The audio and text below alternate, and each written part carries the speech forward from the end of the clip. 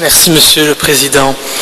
Monsieur le Ministre, aujourd'hui c'est avec irritation mais également avec une colère maîtrisée, je vous rassure, mais une colère quand même que je tiens à m'adresser à vous pour vous poser une question très simple, c'est combien de temps allons-nous encore faire souffrir inutilement les victimes et les proches des victimes de Dutroux, Lelièvre, Martin et consorts.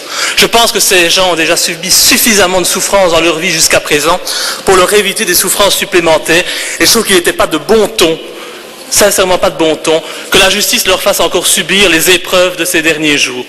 Et donc, je trouve qu'il y a là un manque flagrant de respect pour les victimes et je trouve ça particulièrement choquant.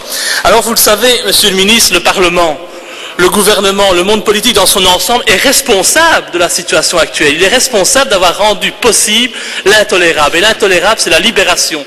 Après 14 malheureuses années en prison de Michel Martin, alors qu'elle a commis des crimes horribles, abominables. Et je vous invite véritablement à revoir les photos et les rapports d'autopsie de Julie Milissa et à relire les lettres envoyées par Sabine Dardenne durant sa captivité. Alors, comme le monde politique est responsable, Monsieur le Ministre, je vous demanderai simplement une question très, très évidente. Que compte faire le gouvernement aujourd'hui, dans les plus brefs délais, pour répondre à la contestation populaire? Parce que je vous assure que la population en a ras-le-bol de la situation. On n'a pas de gouvernement, on met n'importe qui dehors, sans condition, on ne respecte rien du tout. Et donc, il est temps de prendre les choses en main. La révolte est en train de gronder, que ce soit dans les médias, sur Internet, dans la presse. Et donc, il est primordial d'opter pour une réforme de la justice. Je voudrais vous demander si vous êtes prêt à vous engager dans cette réforme profonde de la justice.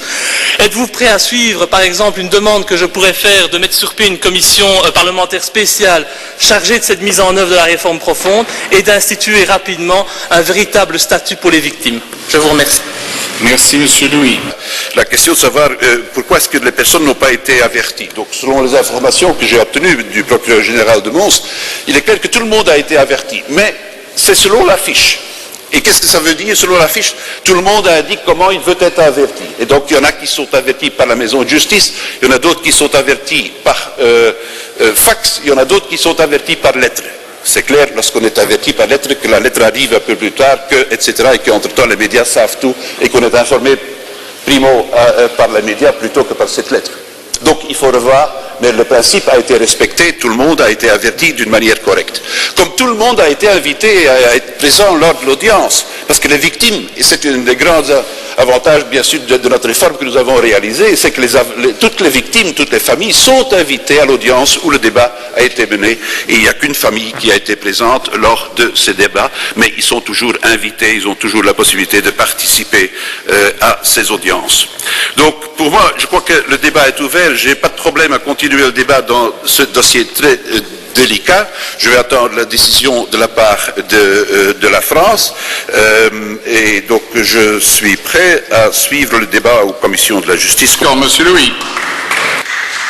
Merci Monsieur le Président. Mais je trouve personnellement que la réponse du ministre est insuffisante. Je peux vous assurer que la population, elle attend une réponse rapide et une autre réponse que celle que vous lui apportez aujourd'hui.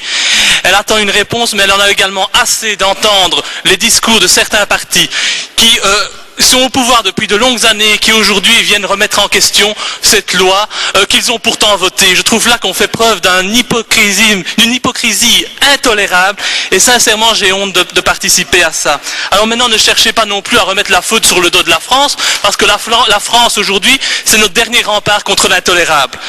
La population réclame des peines de sûreté, des peines incompressibles, elle réclame une limitation des libérations conditionnelles et elle attend qu'on mette un terme à la philosophie humaniste et laxiste de notre système judiciaire. Et si vous ne répondez pas à cette demande, eh bien le fossé ne fera que se creuser entre les citoyens et le monde politique et vous ferez alors le jeu de l'extrême droite.